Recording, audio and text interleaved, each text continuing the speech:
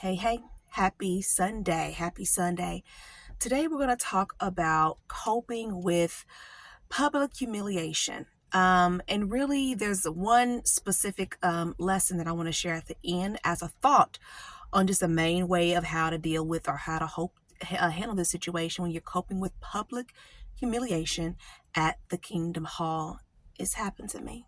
Let me tell you an example. My ex, my JWX, I always have to throw that in there because people may think that I was married to an unbeliever and I wasn't. No, a baptized Christian. Okay. He would always be thrilled when he heard of other situations when another person in the congregation that we were going to was being mistreated or abused.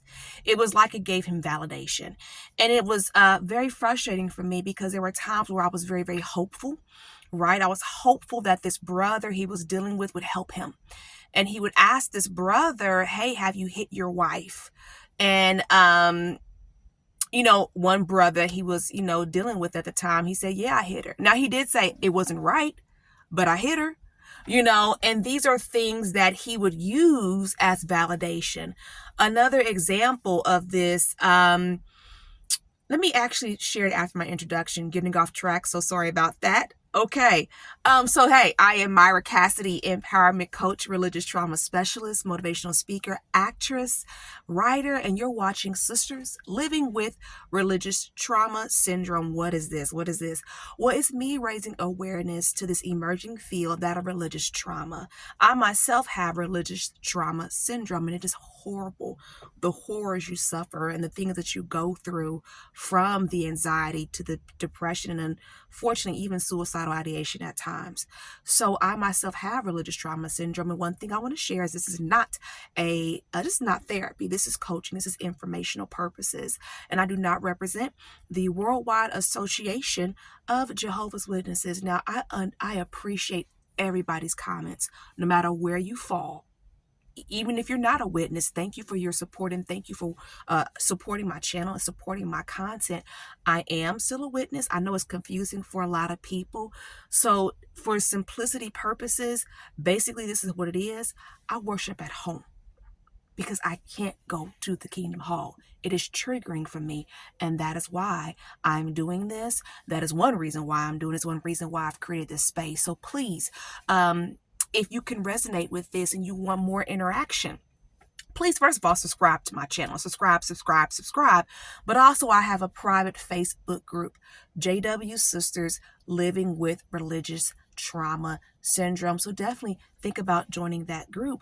But I want to get more into the video and what I'm doing today. So what I was saying is that my JWX, was always thrilled when he heard of other situations of abuse that was taking place. Here's a good example. One time we were out in the ministry. We were out in field service. This is going to be a hall that I call the South Hall. Okay, I'm trying to classify the Kingdom Halls that we've been through because there was some movement, right? From growing up to da-da-da to da-da-da. So this is the first hall that we went to after I got married, the hall he actually grew up in. And we were out in field service one Saturday morning, and this elder, we had just finished, and this elder went to go pull the car around for his wife. Well, when she went to go grab the door handle, he would move the car up. And she would go to grab the car handle, he would move the car up. And she was like clearly frustrated, clearly upset. She wasn't playing, and he just kept going. And he kept going really excessively. And we're looking at each other like, oh my goodness. And this was an example that my ex used. He was like, I would never do you like that. I would never do you like that. You're talking about me being abusive and da-da-da-da, but I would never do you like that. And on that situation, he had a really good point. He wouldn't. Okay. He wouldn't do me like that out in field service. We're knocking on doors. No, he wouldn't do me like that. So there were different examples. And I say this is important because what we saw was abusive. And what we saw was an elder shaming his wife, like publicly humiliating her, making her feel a sense of shame and a sense of just unworthiness. That not okay. It's not okay. And unfortunately, that brother I've talked about before, processing these 17 elders that I told about the domestic violence. This is the one I call villain number 2. Okay. He actually was, when I first got the courage to talk about the fact that I was being abused by my witness husband, he was the second elder that sat in when I was talking to them, when he and I were talking to them. So the thing that's such an issue is because that elder, like, clearly they had marital issues, right? Because he was an elder and his elder wife wouldn't even sit next to him at the Kingdom Hall. Like, literally there would be a chair in between them, and he's still giving talks and doing all of this, and she's commenting, but clearly something's wrong, because she's visibly saying, I'm not happy in this marriage.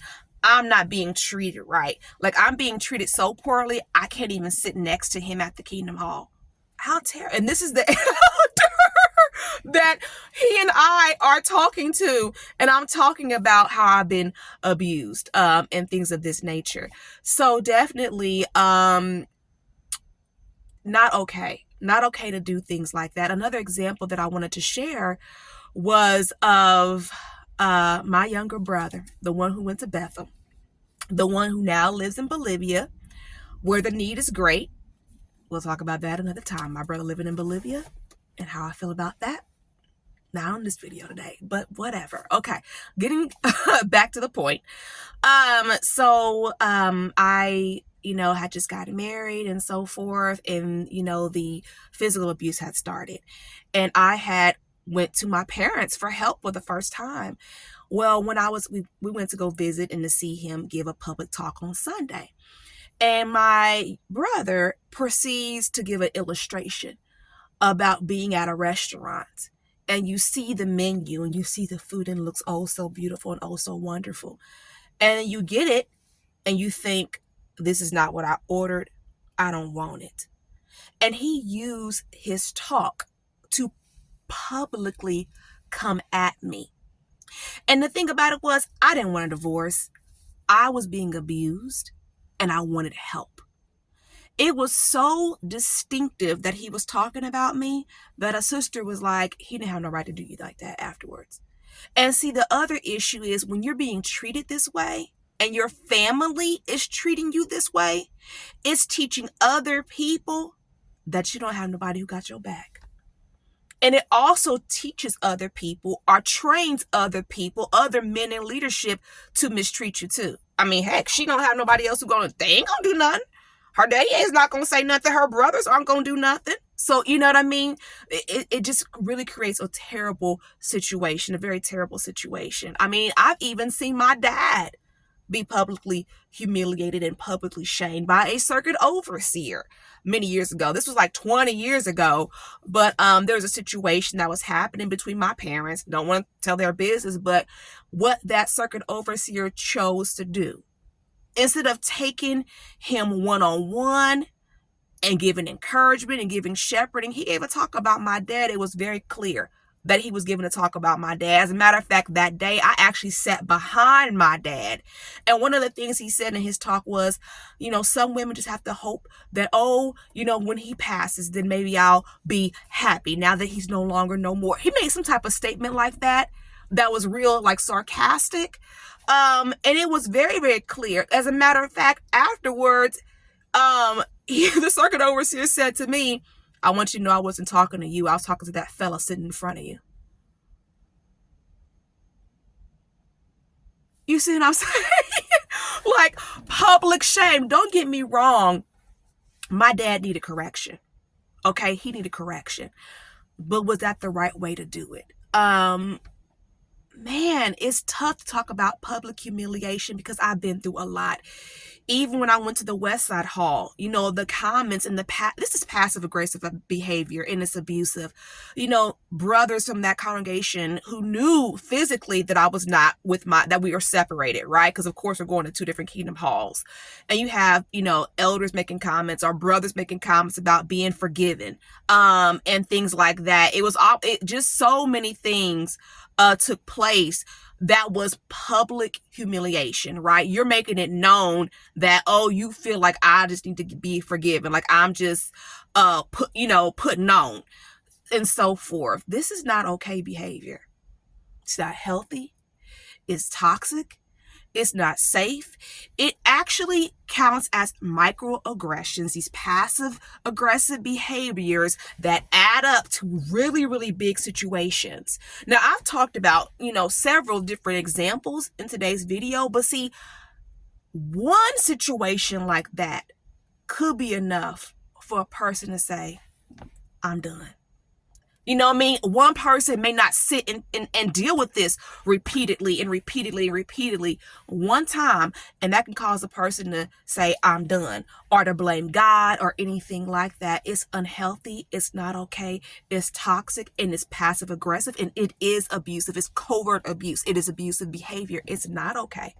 And these types of behaviors, these types of things cause religious trauma syndrome long term. So what's the lesson, or what can you pull from this? I will say this. There's a saying in the world of Jehovah's Witnesses. As a matter of fact, a sister said it to me. Go where you can grow. We have a situation where you should go to the Kingdom Hall that's nearest to your home, right? If you live in this zip code, this is your hall that you're assigned to. It's not always like that, especially if you have children. Oh my goodness. Going to a Kingdom Hall that's not kid friendly is like seriously hurtful to a child. Every time they make a little move, they got people looking at them. Just so go where you can grow. And I will say that with the experiences that I've had, if one person in your family is not benefiting, whether it be the spouse, whether it be one of the kids, perhaps you should think about really moving congregations, right? Go where you can grow, so super huge to do that. So definitely think about that. It's not okay to get up on the platform and to use God's time, God's time, to hurt people. Now, don't get me wrong. Sometimes a brother may be using something specific that can benefit the whole congregation. But see, the difference a lot of times between that and if you are personally being attacked. When you're personally being attacked, sometimes you can go, oh, okay, well, he's just using that as an example. He really is not trying to say it's me. We had a conversation about that last week. No, that's different than something being very specific and someone coming straight at you, and it's not okay. So I'll end there for today. Hey, subscribe to my YouTube channel. Think about joining my Facebook group, JW Sisters Living with Religious Trauma Syndrome. And by the way, you are invited next Saturday to my Facebook Live. I graduated from Indiana Wesleyan University. Yes, this is a Christian college. I graduated with my degree in psychology, and I am just simply celebrating with the Facebook Live, sharing information and lessons that I've learned. And I hope you join me on my Facebook page next Saturday at 2 p.m. All right. Have a good one. See you on Wednesday. Thank you for watching.